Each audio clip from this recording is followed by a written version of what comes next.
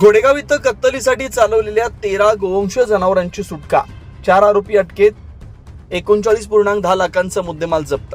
स्थानिक गुन्हे शाखा अहिल्यानगर यांची धडक कारवाई.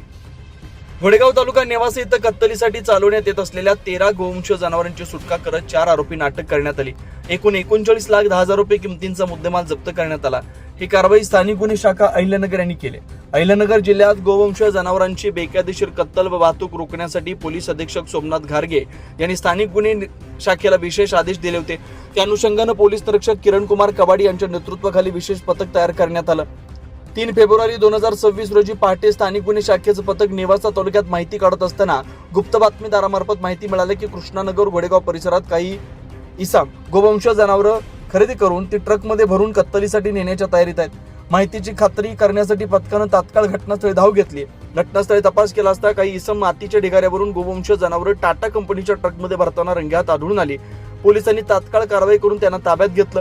ताब्यात घेतलेल्या आरोपींची नावं पुढील प्रमाणे: रशीद जानूभाई शेख वय 65 राहणार घोडेगाव, अमीन इसाक सय्यद वय 30 राहणार लोहगाव, लाला उर्फ आफ्ताब हारून शेख वय 26 राहणार घोडेगाव, शुभम बाबासाहेब पुंड वय 26 राहणार माळी चिंचोरा, सर्व तालुका नेवासा जिल्हा अहिल्यानगर. आरोपींकडून 9,10,000 रुपये किमतीची 13 गोवंश जनावरं तसंच 30 लाख रुपये किमतीचा टाटा कंपनीचा ट्रक क्रमांक MH46 AR 6385 असा एकूण 39,10,000 रुपये किमतीचा मुद्देमाल जप्त करण्यात आला.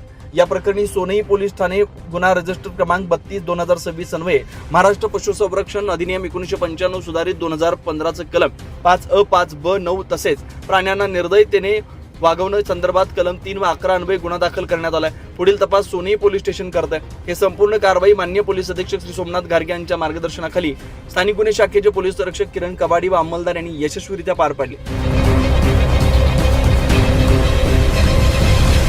24 लाईव्ह महाराष्ट्र न्यूजसाठी भाऊसाहेब गामणी, अहिल्यानगर.